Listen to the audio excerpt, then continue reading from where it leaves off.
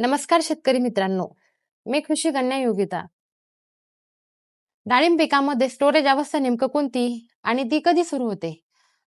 तर मग शेतकरी मित्रांनो, आपली जर डाळिंब बाग ही नवीन लागवड असेल, तर लागवडीनंतर 15 महिन्यांनी स्टोरेज अवस्था सुरू होते किंवा झाडावरील आपण एकदा देखील फळ काढणी केलेली असेल, तर फळ काढणीनंतर दुसऱ्या दिवसापासून लगेच स्टोरेज अवस्थेला सुरुवात होत असते.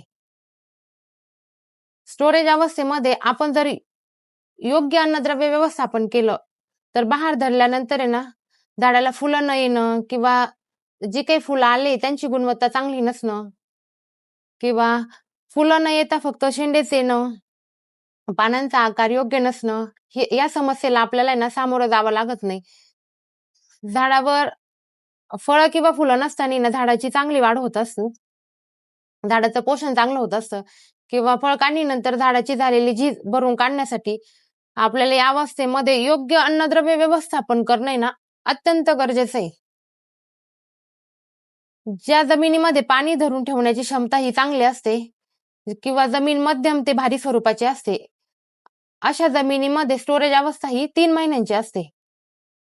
आणि ज्या जमिनीमध्ये पाणी धरून ठेवण्याची क्षमता ही कमी असते किंवा जमिनी हलक्या स्वरूपाची असेल, अशा जमिनीमध्ये स्टोरेज अवस्था ही 4 महिन्यांची असते.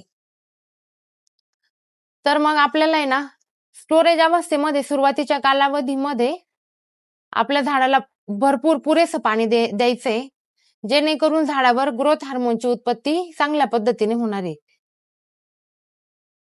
स्टोरेज अवस्थेमध्ये आपल्याला तण व्यवस्थापन करायचंय, मुळांची छाटणी करायची आहे, तसेच आपल्याला बेसल डोसचा वापर करायचा आहे, बेड फोडून घ्यायचे, खत व्यवस्थापन करायचंय, झाडाला माती लावायची आहे.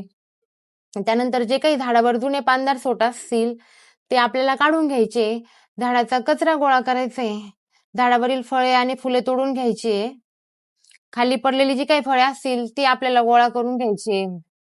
तसेच योग्य बुरशीनाशकाचा वापर करून आपल्याला आहे ना खोड ही धुवायची आहे, खोडाला पेस्टिंग करायची आहे, वॉटर शूट 2-3 वेळेला काढून घ्यायची आहे.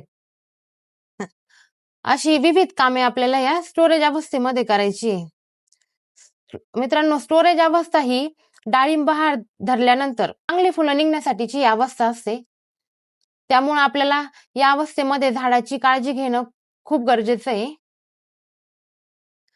तुम्हाला जर व्हिडिओ आवडला असेल तर व्हिडिओला लाईक करा, शेअर करा आणि आमच्या यमुना ॲग्रो आणि कन्सल्टन्सी सर्व्हिसेस या YouTube चॅनलला सबस्क्राईब करा. धन्यवाद.